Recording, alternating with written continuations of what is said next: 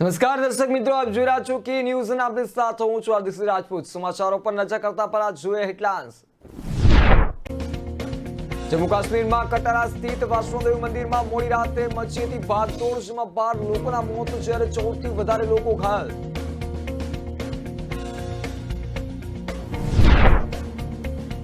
કોરોનાને લઈને મુખ્યમંત્રીનું નિવેદન, હાલમાં રાજ્યમાં કોઈ નવા નિયંત્રણો નહીં લાદવામાં આવે। જીએસટી કાઉન્સિલની બેઠકમાં કાપડ પરનો જીએસટી દર યથાવત રાખતા સુરત દંડના વેપારીઓમાં ખુશીનો માહોલ। એક વિષયને મીઠાઈ ખવડાવીને વ્યક્ત કરી ખુશીની લાગણી। મેડિકલ ક્ષેત્રે હરણફાળ ભરી રહેલા રાજકોટમાં એમ્સ રૂપી વધુ એક ઘરેણું ઉમેરાયું। નિર્માણ પામી રહેલી ગુજરાતની પ્રથમ એમ્સ હોસ્પિટલની ઓપીડીનો પૂજન અર્ચન કરી શુભારંભ। કોરોના કાળમાં અમદાવાદના આંગણે ફ્લાવર શો, 8 જાન્યુઆરીથી સાબરમતી રિવરફ્રન્ટ પર યોજાશે ફ્લાવર શો। સમાચારો પર કરીએ વિસ્તૃત નજર તો માતા વૈષ્ણોદેવી મંદિરમાં નાસભાગમાં 12 શ્રદ્ધાળુઓના મોત નીપજ્યા છે। જાનહાનિ વધવાની આશંકા છે। આ નાસભાગમાં 12 લોકોના મોત થયા છે અને ઘણા લોકો ઘાયલ પણ થયા છે। બચાવ કાર્ય ચાલુ છે। કટરાના સામુદાયિક સ્વાસ્થ્ય કેન્દ્રના block medical officer doctor Gopal દત્તે જણાવ્યું છે કે અકસ્માતમાં 12 લોકોના મોત થયા છે। જાનહાનિના ચોક્કસ આંકડાઓ હજુ સુધી જાણી શકાયા નથી, તેનું પોસ્ટમોર્ટમ કરવામાં આવશે। ડોક્ટર ગોપાલે જણાવ્યું છે કે ઘાયલોને નારાયણ હોસ્પિટલમાં લઈ જવામાં આવી રહ્યા છે, તેની સારવાર ચાલી રહી છે। મૃતકોમાં દિલ્હી, હરિયાણા, પંજાબ અને જમ્મુ કાશ્મીરના લોકોનો સમાવેશ થાય છે। હજી સુધી કેટલાક લોકો ઘાયલ થયા છે તે પણ સ્પષ્ટ થયું નથી। જાણવામાં આવી રહ્યું છે કે ગઈકાલે રાત્રે 2 થી 3 વાગ્યાની વચ્ચે નાસભાગ મચી હતી। આ અકસ્માત બાદ યાત્રા રોકી દેવામાં આવી છે। આ ઘટના બાદ અનેક શ્રદ્ધાળુઓએ ઘરે પરત ફરવાનો માર્ગ અપનાવ્યો છે। વડાપ્રધાન નરેન્દ્ર મોદીએ અકસ્માતમાં માર્યા ગયેલા લોકો પ્રત્યે સંવેદના વ્યક્ત કર્યું છે। તેમના સંદેશમાં વડાપ્રધાને મૃતકોના પરિવારો પ્રત્યે સંવેદના વ્યક્ત કરી હતી અને ઘાયલોની ઝડપથી સ્વસ્થ થવાની કામના કરી હતી। વડાપ્રધાને જાહેરાત કરી છે કે માર્યા ગયેલા શ્રદ્ધાળુના નજીકના પરિવારને 2 લાખ રૂપિયા આપવામાં આવશે। અકસ્માતમાં ઘાયલ થયેલા લોકોને 50,000 રૂપિયાની સહાય આપવામાં આવશે।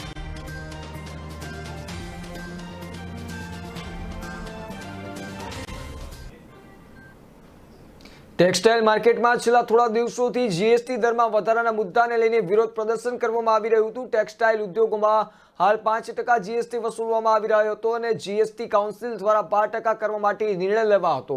સમગ્ર દેશભરના સુરતના વેપારીઓએ તેનો વિવિધ પ્લેટફોર્મ પર વિરોધ નોંધાવીને જીએસટી દર યથાવત રાખવા માટેની માંગ કરી હતી। ગઈકાલે પણ વેપારીઓએ તમામ માર્કેટો જડસે બંધ રાખીને પોતાની એકતાનો પરિચય આપ્યો હતો। દરમિયાન જીએસટી કાઉન્સિલની બેઠકમાં કાપડ પરનો જીએસટી દર યથાવત રાખતા સુરતના વેપારીઓ ગેલમાં આવી ગયા છે। વેપારીઓ એકબીજાને મીઠાઈ ખવડાવીને ખુશીની લાગણી વ્યક્ત કરી હતી। સુરત શહેરના વેપારી સંગઠનો દ્વારા તેમજ દેશભરમાંથી કાપડના વેપારીઓએ કેન્દ્ર સરકાર તેમજ જીએસટી કાઉન્સિલને પોતાની રજૂઆત ખૂબ જ ઊંડાણપૂર્વક મોકલી હતી, જેમાં જીએસટી વધારાને કારણે ઉદ્યોગોને કયા પ્રકારનું નુકસાન થઈ શકે છે તેની વિગતવાર માહિતી આપવામાં આવી હતી। કોરોના કપરા કાળમાંથી ટેક્સટાઇલ ઉદ્યોગ ધીરે ધીરે વેગ પકડી રહ્યો છે। જો જીએસટી 12% અમલમાં આવી દેવામાં આવે તો ઉદ્યોગોને મોટું નુકસાન થવાની ભીતિ સેવાઈ રહી છે। જીએસટી કાઉન્સિલે લીધેલા નિર્ણયને કારણે સમગ્ર દેશભરના વેપારીઓમાં ભારે રોષ જોવા મળી રહ્યો છે। આવનાર દિવસોમાં ઉત્તર પ્રદેશ અને ગુજરાતમાં પણ વિધાનસભાની ચૂંટણી યોજાનાર છે। જીએસટીના મુદ્દાને લઈને કોંગ્રેસ અને આમ આદમી પાર્ટી દ્વારા પણ વિરોધ નોંધાવીને ભારતીય જનતા પાર્ટી વેપારીઓ પ્રત્યેની માનસિકતાને લઈને વિરોધ પ્રદર્શનો કરવામાં આવ્યા છે, જેને પરિણામે દેશભરના વેપારીઓને વિશેષ કરીને ગુજરાતના વેપારીઓ પણ જો ભાજપથી વિમુખ થાય તો તેનું રાજકીય નુકસાન પણ સામે દેખાઈ રહ્યું હતું। આખરે તમામ પરિસ્થિતિને ધ્યાનમાં રાખીને રાજકીય દબાણને કારણે પણ જીએસટી કાઉન્સિલે પોતે લીધેલા નિર્ણયની ફેરવિચારણા કરીને જીએસટીનો દર યથાવત રાખવા જણાવ્યું છે।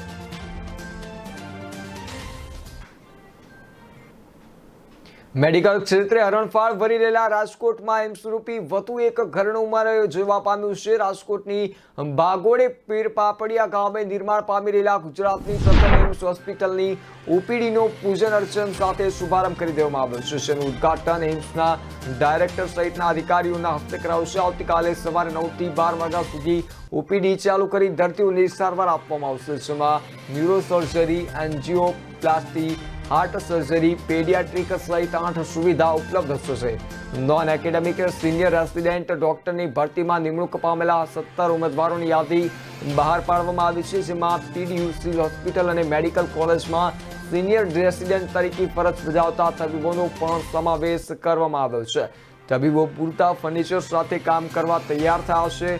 હવે આવતીકાલે એમ્સના ડાયરેક્ટર શ્રી દીપ સિંહા અને કોચ દ્વારા એમ્સની ઓપીડી ખુલ્લી મૂકશે અને ત્યારબાદ દર્દીઓને તપાસી નિદાન કરી જરૂરી દવાઓ આપવામાં આવશે. જોકે ઓપરેશન હાલના સમયે શરૂ નહીં થઈ શકે, પરંતુ ઓપરેશન થિયેટર તૈયાર થયા બાદ જરૂરી ઓપરેશનો કરવામાં આવશે. ઉલ્લેખનીય છે કે આ નોન એકેડેમિક સિનિયર રેસિડેન્ટ ડોક્ટરની આશરે 20 જેટલી ભરતી માટે ઇન્ટરવ્યુ પાછલા અઠવાડિયે કરવામાં આવી હતી, જેમાં ગુજરાત તથા અન્ય રાજ્યોની વિવિધ મેડિકલ કોલેજના આશરે 50થી વધુ એમડી અને એમએસ ડોક્ટર ઉમેદવારોએ ભાગ લીધો હતો. જે પૈકી રાજકોટ એમ્સના અલગ અલગ ડિપાર્ટમેન્ટ માટે કુલ 17 ઉમેદવારોની નિમણૂક જાહેર કરવામાં આવી છે.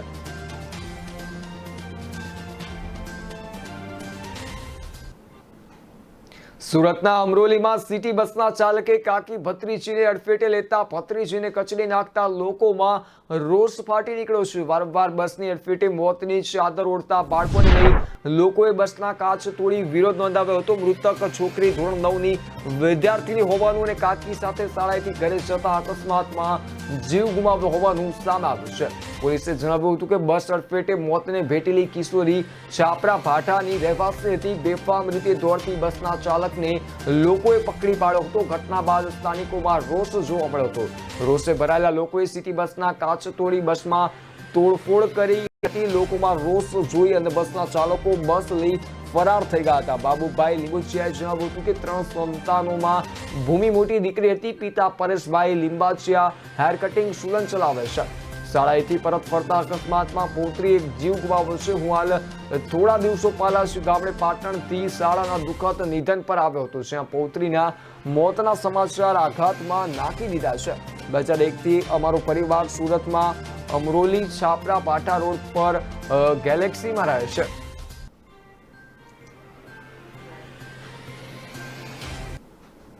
વડોદરા શહેરના ગોરવા વિસ્તારમાં ગાયક વૃદ્ધને ભેટી ચડવાતા ગોરવા પોલીસે નજીકના રબારીવાસમાંથી નીકળેલા ગાયોના ટોળા પૈકી 12 જેટલી ગાયોને મોર્ડન કરીને એક સ્કૂલમાં કમ્પાઉન્ડમાં મૂકી દીધી હતી. આ અંગેની જાણ ગૌપાલકને થતા તેઓ ગાયો છોડવા માટે ધસી આવતા પોલીસ સાથે ઘર્ષણ થયું હતું. પોલીસે ગૌપાલકોના ટોળાને વિખેરવા માટે લાઠીચાર્જ કરતા ગૌપાલકોએ પોલીસ પર પથ્થરમારો કર્યો હતો. પથ્થરમારમાં એક પીએસઆઈ સહિત 3ને ઈજા પહોંચી હતી. ગૌપાલકોએ પોલીસ તંત્રને બાનમાં લેવા માટે ચક્કાજામ કરી દીધો હતો. આ ઘટનાને લઈને પશુપાલકો ઇજાગ્રસ્તોએ ભાજપ કાર્યાલય પહોંચીને ભાજપ શહેર મહામંત્રી સુનિલ સોલંકીને રજૂઆત કરી હતી.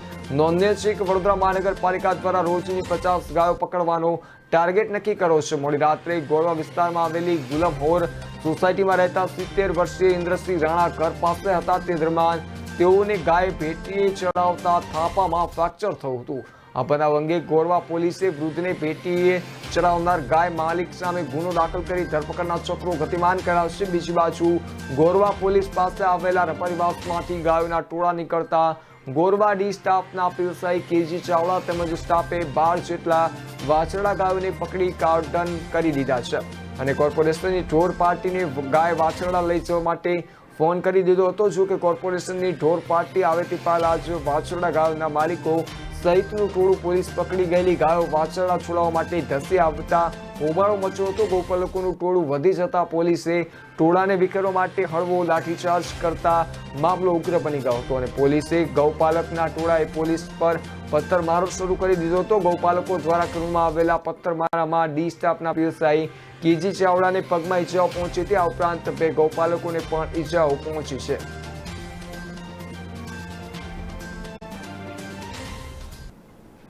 અત્યારે આ સમાચારો છે એક નાનકડા વિરામનો. વિરામ બાદ ફરી મળીશું.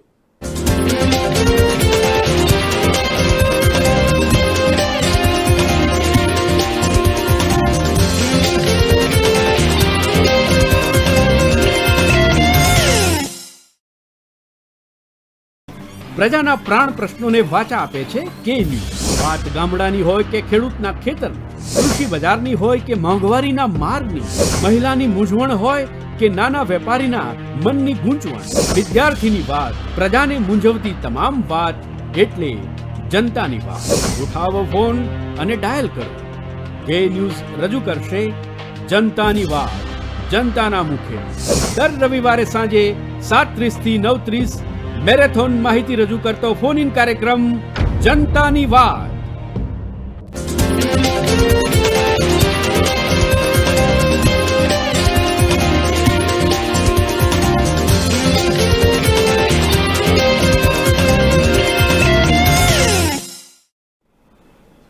વિરામ બાદ આપનું સ્વાગત છે. વાત કરીએ ભાવનગરની તો ભાવનગર શહેરમાં રખડતા ઢોરોના ત્રાસને દૂર કરવાની માંગ સાથે શહેર કોંગ્રેસ દ્વારા આશ્ચર્યજનક કાર્યક્રમ આપવામાં આવ્યો હતો. મહાનગરપાલિકા કચેરી ખાતે દેખાવો કરી કમિશનરને આવેદનપત્ર આપવામાં આવ્યું હતું. ભાવનગર શહેરમાં રખડતા ઢોરોનો ત્રાસ અસહ્ય થઈ રહ્યો છે. વારંવાર રખડતા ઢોરોના કારણે નાના મોટા અકસ્માતો થવા ઉપરાંત ઢોર લોકોને અડફેટે લઈ જઈ રહ્યા છે. તાજેતરમાં જ રખડતા ઢોરે ઢીકે ચડાવતા એક વ્યક્તિનું મોત નીપજ્યું હતું. રખડતા ઢોરોના ત્રાસમાંથી લોકોને મુક્ત કરવા માટે ચેમ્બર ઓફ કોમર્સ સહિતની વિવિધ સંસ્થાઓને લોકો દ્વારા તંત્ર સમક્ષ વારંવાર માંગ ઉઠવા રહી છે, પરંતુ પરિસ્થિતિ જેસે તે રહેવા પામી છે. ભાવનગર શહેર કોંગ્રેસ દ્વારા રખડતા ઢોરોના ત્રાસમાંથી ભાવનગરને મુક્ત કરવાની માંગ સાથે આશ્ચર્યજનક કાર્યક્રમ યોજવામાં આવ્યો હતો, જેમાં પાલિકા કચેરી ખાતે એકઠા થઈ કોંગ્રેસ આગેવાનોએ રખડતા ઢોરોને સાથે રાખી દેખાવો કર્યો હતો અથવા તો કમિશનરને આવેદનપત્ર આપી ઢોરોનો ત્રાસ દૂર કરવા માંગણી પણ કરી હતી. આ આવેદનપત્ર વેળાએ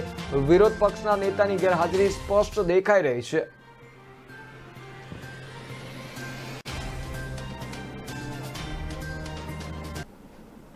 નવસારી જિલ્લામાં જે રીતે કોરોના સંક્રમણ વધી રહ્યું છે તેને જોતા આરોગ્ય તંત્ર સહિત તમામ આરોગ્યલક્ષી સેવાઓને કોઈ પણ ઉણપ ન આવે તે માટે વહીવટી તંત્રે તૈયારીઓ આરંભી દીધી છે. ઉપરાંત બીજી લહેરમાં આરોગ્ય તંત્ર ઊંઘતું ઝડપાવતું તેની ભૂલ ન થાય તે માટે તમામ દિશામાં તૈયારીઓને આખરી ઓપ અપાયો છે. નોંધનીય છે કે જિલ્લામાં કોરોનામાં સપડાયેલા તમામ દર્દીઓને સિવિલમાં રિફર કરવામાં આવે છે. ભૂતકાળમાં મોટા ભાગની સારવાર સિવિલમાં જ થતી આવી છે, ત્યારે તંત્ર પણ ઓમિક્રોન અને સંભવિત ત્રીજી લહેર સામે ટક્કર લેવા માટે સક્ષમ બન્યું છે.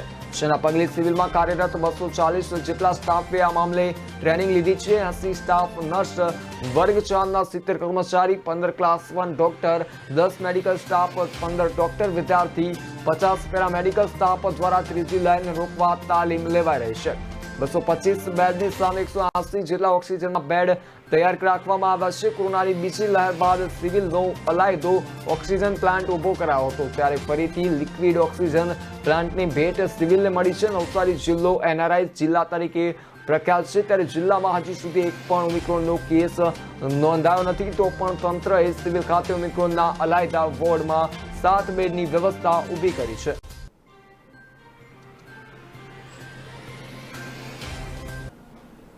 દર વર્ષે 31મી ડિસેમ્બરે ઉજવણી કરવા અમદાવાદીઓ રાત્રે 12 વાગ્યાથી 12 વાગ્યા સુધી CG રોડ પર મોટી સંખ્યામાં આવતા હોય છે, પરંતુ કોરોનાને કારણે 2 વર્ષથી 31મી ડિસેમ્બરની ઉજવણી કરવાની પરવાનગી આપવામાં આવતી નથી, જેથી લોકો પણ બહાર આવ્યા નહોતા. CG રોડથી પંચવટીનો રસ્તો 31મી ડિસેમ્બરે લોકોની ખૂબ ભીડ જોવા મળતી હતી. આ રસ્તા પર વાહન વ્યવહાર પણ બંધ કરી દેવામાં આવ્યા છે, ત્યારે આ વર્ષે રોડ રસ્તા સુમસામ બન્યા હતા. 9 વાગ્યાથી CG રોડ પર પોલીસ બંદોબસ્ત ગોઠવી દેવામાં આવ્યો હતો અને વાહનોનું ચેકિંગ કરવામાં આવ્યું હતું. આ ઉપરાંત 11 વાગ્યાનું કર્ફ્યુ હોવાથી રસ્તા પર ખૂબ જ ઓછી અવર જવર જોવા મળી રહી હતી. 12 વાગે આતશબાજી થતી હતી, તે પણ આ વર્ષે નહીં થઈ ન હતી. આમ દર વર્ષની જેમ આ વર્ષે ઉજવણી બિલકુલ થઈ ન હતી. રાત્રિ કર્ફ્યુના કડક અમલની વાતો વચ્ચે અમદાવાદના છેવાડાના ચાંદખેડા વિસ્તારમાં રાત્રે કર્ફ્યુ હોવાથી રસ્તા ઉપર પબ્લિકની અવર જવર 11 વાગ્યા બાદ ઓછી જોવા મળી રહી હતી, પરંતુ રાત્રિ કર્ફ્યુનો સમય શરૂ થયા બાદ પણ રેસ્ટોરન્ટ અને રોડ પર આવેલા લારી ગલ્લાઓ ખુલ્લા જોવા મળ્યા હતા.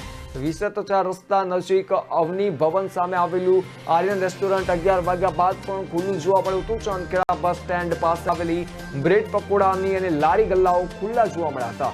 જે હવે નજીક આવેલ સિંધુ ભવન રોડ કે જે વિસ્તાર અમદાવાદના યુવાનો સૌથી વધુ લોકપ્રિય વિસ્તાર પૈકી એક છે, પણ અહીં પણ રાત્રે 11 વાગ્યાથી કર્ફ્યુ અમલમાં આવતા રસ્તા સુમસામ જોવા મળ્યા હતા. ઉપરાંત CG રોડના રસ્તાઓ પર પણ લોકોની અવર જવર ઘટી ગઈ છે. પોલીસે પણ કર્ફ્યુનું પાલન કરવાનું શરૂ કર્યું છે. CG રોડ પર JCP, ASOG, DCP, PI સહિતના પોલીસ અધિકારીઓ હાજર છે.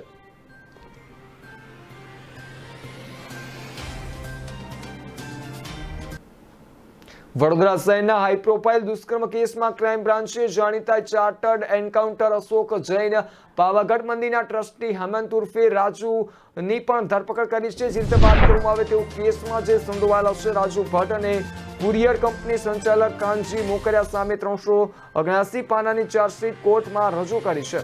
ક્રાઇમ બ્રાન્ચે રજૂ કરેલી ચાર્જશીટમાં આરોપીઓની ભગાડવામાં મદદરૂપ થનાર કાનજી મોકરિયા સામે ઇપીકો કલમ 212 અને મેમરી કાર્ડ મિસિંગની એટલે કે પુરાવાનો નાશ કરવાની ઇપીકો કલમ 201 દાખલ કરી છે. વડોદરા ક્રાઇમ બ્રાન્ચ દ્વારા રજૂ કરવામાં આવેલી ચાર્જશીટની સાથે પુરાવા રૂપે ફોટો, વિડીયો સાથેની પેન ડ્રાઈવ અને એક સીડી પણ રજૂ કરી છે. ક્રાઇમ બ્રાન્ચ ચાર્જશીટમાં કુખ્યાત બુટલેગર અલ્પુ સિંધી અને તેના સાથી બુટલેગર કમલેશ ડાવર સહિત 72 સાક્ષીઓના નિવેદનો રજૂ કર્યા છે. સાક્ષીઓમાં પીડિતાની માતા અને ભાઈનું નિવેદન રજૂ કરાયું છે, પરંતુ પીડિતાના પિતાનું નિવેદન રજૂ કર્યું ન હોવાનું જાણવા મળ્યું છે. વડોદરાની ખાનગી યુનિવર્સિટીમાં LLBનો અભ્યાસ કરી રહેલી 24 વર્ષીય યુવતી શહેરના CA પાસે લાયઝનિંગની ટ્રેનિંગ લેવા ગઈ ત્યારે અલગ અલગ દિવસે CA અને તેના ઇન્વેસ્ટર પાવાગઢ મંદિરના ટ્રસ્ટીએ યુવતી સાથે બળજબરીથી દુષ્કર્મ કરી તેના ન્યૂડ ફોટો યુવતીના મિત્રને મોકલી દઈને વાયરલ કર્યાની ફરિયાદ નોંધાઈ હતી. પોલીસે બંને સામે દુષ્કર્મનો ગુનો નોંધી તપાસ શરૂ કરી છે. યુવતીને કેફી પદાર્થમાં ઠંડુ પીણું પીવડાવી હડપલા કર્યા હોવાનો પણ આરોપ યુવતીએ લગાવ્યો છે. વડોદરાના દિવાળીપુરામાં રહેતી અને મૂળ હરિયાણાના રોહતકમાં રહેતી યુવતી શહેરની ખાનગી યુનિવર્સિટીમાં LLBનો અભ્યાસ કરે છે અને તેણે 19 સપ્ટેમ્બરના રોજ ગોત્રી પોલીસમાં અશોક જૈન તેમજ પાવાગઢ મંદિરના ટ્રસ્ટી અને ઇન્વેસ્ટર રાજુ ભટ્ટ સામે ફરિયાદ નોંધાવતા જણાવ્યું હતું કે તેઓ LLBનો પહેલા વર્ષનો અભ્યાસ પૂરો થયા બાદ લાયઝનિંગની ટ્રેનિંગ લેવા માટે તે રેસકોર્સ ચકલી સર્કલ પાસે મેનલેન્ડ ચાઇના બિલ્ડિંગમાં આવેલી અશોક જૈનની લેન્ડ લો ટ્રેનિંગ પ્રોજેક્ટનું છેલ્લા 5 માસથી કામ કરે છે. અશોક જૈને તેને ભાડેથી ફ્લેટ આપેલો છે.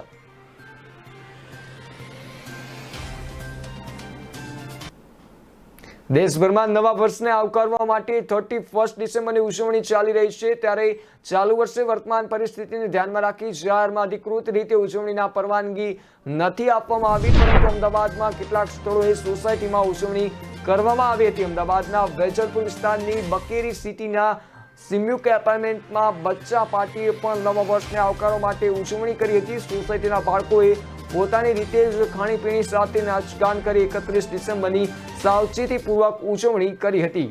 આ ઉપરાંત આ વર્ષે કેફે અને રેસ્ટોરન્ટની બહાર લોકોની ભીડ જોવા મળી હતી અને કેટલીક જગ્યાએ ઘરમાં તથા ઓફિસમાં 31ની ઉજવણી કરવામાં આવી હતી. શહેરમાં ઉજવણી ન કરતા લોકોએ ખાનગી ઓફિસોમાં ડીજેમાં તાલે ઝૂમીને 31ની ઉજવણી કરી હતી.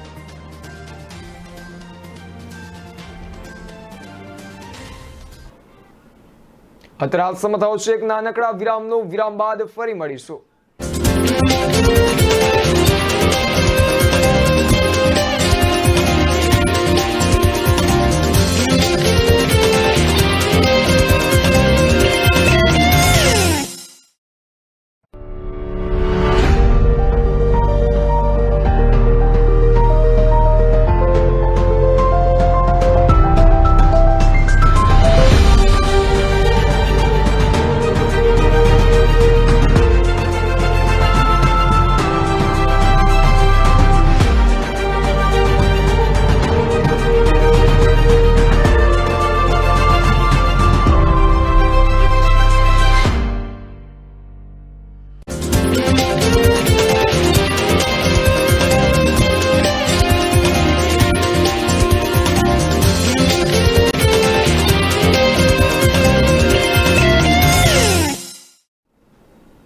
વિરામ બાદ આપનું સ્વાગત છે. નજર કરીએ આગળના સમાચારો પર. તો રાજ્યમાં કોરોનાને લઈને હાલમાં કોઈ નવા નિયંત્રણો નાખવામાં નહીં આવે તો નિવેદન મુખ્યપ્રધાન ભૂપેન્દ્ર પટેલે આપ્યું છે. તેમણે જણાવ્યું છે કે રાજ્યમાં હાલમાં કોરોનાની પરિસ્થિતિ કાબૂમાં છે. સાથે જ રાજકોટમાં કાર્યકર્તાના સંવાદ કાર્યક્રમમાં મુખ્યપ્રધાને કાર્યકર્તાઓને માસ્ક પહેરવા ટકોર કરી હતી. મુખ્યપ્રધાન ભૂપેન્દ્ર પટેલ રાજકોટની મુલાકાતે હતા ત્યારે તેમણે રાજકોટના મેયર બંગલામાં રાજકોટ શહેર અને જિલ્લાના ભાજપ કાર્યકરો સાથે બેઠક કરી હતી, જેમાં સંવાદ દરમિયાન ભૂપેન્દ્ર પટેલે જણાવ્યું હતું કે હાલમાં રાજ્યમાં કોરોનાની સ્થિતિ કાબૂમાં છે. હાલમાં કોરોનાને લઈને કોઈ ખાસ નિયંત્રણો નાખવાની જરૂરિયાત લાગતી નથી. તેમણે જણાવ્યું હતું કે કોરોનાને લઈને સરકાર ચિંતિત છે, પરંતુ હાલમાં સ્થિતિ નિયંત્રણમાં હોવાનું તેમણે જણાવ્યું છે. આ સિવાય મુખ્યપ્રધાન ભૂપેન્દ્ર પટેલે ભાજપના કાર્યકરોને ટકોર કરી હતી. તેમણે જણાવ્યું હતું કે જે રીતે રાજ્યમાં કોરોનાના કેસ વધી રહ્યા છે, ત્યારે સૌપ્રથમ ભાજપના કાર્યકર્તાઓ કોઈ પણ ભાજપ સહિતના કાર્યક્રમમાં માસ્ક અને સોશિયલ ડિસ્ટન્સનું પાલન કરે, પોતે માસ્ક પહેરે અને પછી લોકોને માસ્ક પહેરવા માટે અપીલ કરે. મુખ્યપ્રધાને જણાવ્યું હતું કે પોલીસ દ્વારા પણ હાલમાં કોઈ ખાસ એવા નિયંત્રણો રાખવામાં નહીં આવે અને પોલીસ પણ તેમની સાથે કડકાઈથી વર્તન નહીં કરે, પરંતુ લોકોને જરૂરથી માસ્ક પહેરવા અપીલ કરી છે. તેમણે કહ્યું છે કે પોલીસે દંડ કરે તે પહેલા લોકોએ છે નિયમોનું ચુસ્ત પાલન કરવું જોઈએ.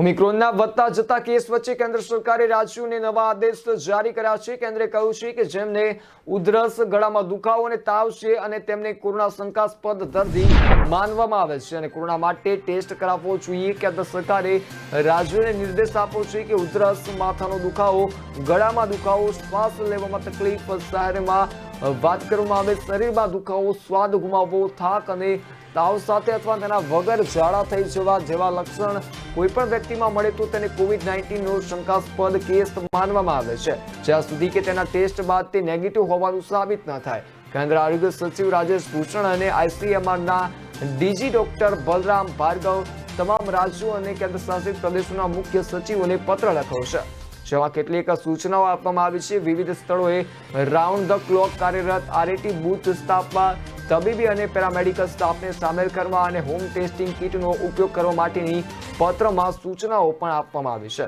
કેન્દ્ર સરકારે રાજ્યોના નિર્દેશ એવા સમય આપ્યો છે જ્યારે દેશમાં ઓમિક્રોનના મામલા નિયંત્રણની બહાર થઈ રહ્યા છે. જે રીતે ઓમિક્રોનના કેસોમાં વધારો થયો છે, તે રીતે મહારાષ્ટ્ર અને દિલ્હીમાં ઓમિક્રોનના સૌથી વધુ 450 અને 320 કેસ છે. કેરળમાં ઓમિક્રોનના 44 નવા કેસ નોંધાયા છે. આ રીતે કેસોમાં પણ વારંવાર વધારો સામે આવી રહ્યો છે.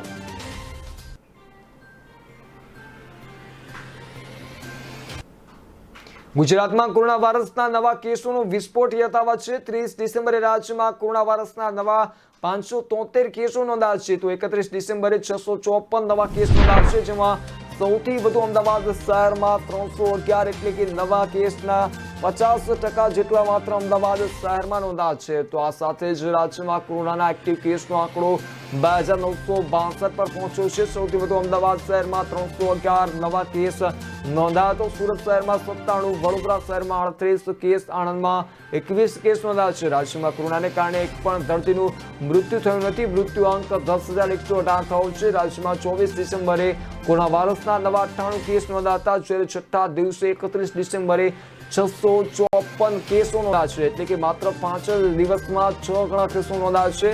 નવા કેસ વધવાની સાથે એક્ટિવ કેસમાં પણ વધારો થયો છે. રાજ્યમાં કોરોના વાયરસના એક્ટિવ કેસ 2371 હતા, જે વધીને 2962 થયા છે. રાજ્યમાં કોરોના વાયરસથી મુક્ત થઈને 63 દર્દીઓ સાજા થયા છે. આ સાથે રાજ્યમાં અત્યાર સુધીમાં કુલ 8,18,652 દર્દીઓ કોરોના વાયરસને માત આપી ચૂક્યા છે.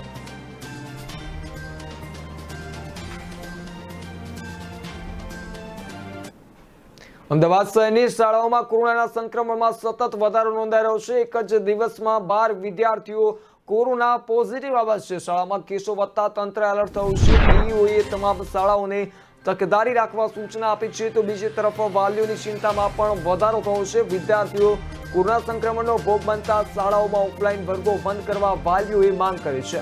અમદાવાદ શહેરમાં શાળાઓમાં કોરોનાનું જોખમ ઊભું થયું છે. શાળાઓમાં કેસો વધતા તંત્ર એલર્ટ થયું છે. ડીઈઓએ ગાઈડલાઈન અને સરકારના નિર્દેશોનું પાલન નહીં કરનાર શાળાઓ સામે કડક કાર્યવાહી કરવા સૂચના આપી છે. શાળાઓએ કોરોના પોઝિટિવ વિદ્યાર્થીઓની ડીઈઓને ફરજિયાત જાણ કરવી પડશે. શાળા નહીં કરનાર શાળાઓ સામે કડક કાર્યવાહી થશે. અત્યાર સુધી શહેરમાં 21 વિદ્યાર્થીઓ કોરોના પોઝિટિવ આવ્યા છે. શાળાઓમાં કોરોના સંક્રમણ વધતા શાળા સંચાલક મહામંડળે મુખ્યમંત્રીને પત્ર લખી રજૂઆત કરી છે. મંજૂરી વિના જ પૂર્વ પ્રાથમિક શાળાઓ બેરોકટોક ચાલી રહી હોવાની સંચાલક મંડળે મુખ્યમંત્રીને રજૂઆત કરી છે, જેમાં યુકેજી અને સીકેજીમાં 2 થી 5 વર્ષના બાળકોને 3.5 કલાક એકત્ર કરી શિક્ષણ આપવામાં આવી રહ્યું છે. તે ચિંતાજનક હોવાનું જણાવાયું છે. 90% વિદ્યાર્થીઓ શાળામાં પ્રત્યક્ષ અભ્યાસ કરવા આવે છે, ત્યારે સરકાર 1 અઠવાડિયું શાળાનું મોનિટરિંગ કરી પગલાં લેવા રજૂઆત કરી છે. જે રીતે કારણ કે કોરોનાના કેસોમાં વધારો થઈ રહ્યો છે, તેને લઈને હવે ક્યાંક વિદ્યાર્થીઓ પણ તેમાં સપડાઈ રહ્યા છે, બાળકો પણ તેનો ભોગ બની રહ્યા છે, તેને લઈને વાલીઓ ચિંતામાં છે.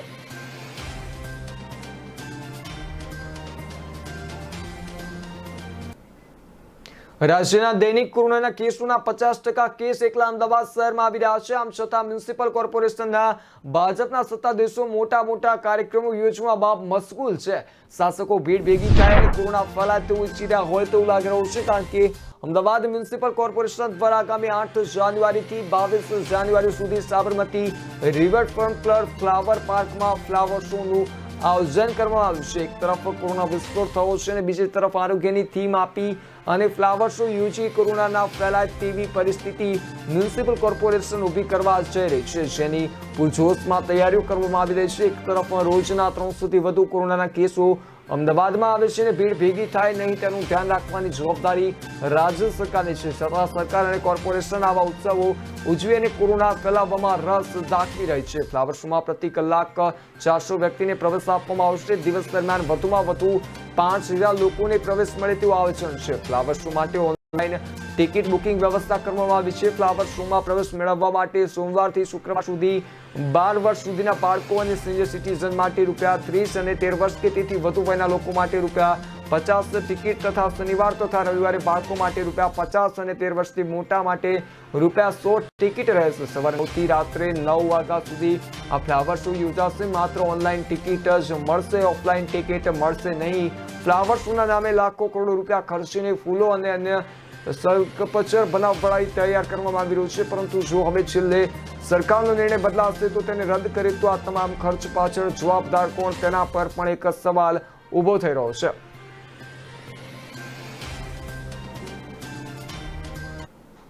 અત્યારે હાલ સમાચારોમાં બસ આટલું જ. વધુ સમાચારો માટે જોતા રહો કે ન્યૂઝ. બનાવશો રજા.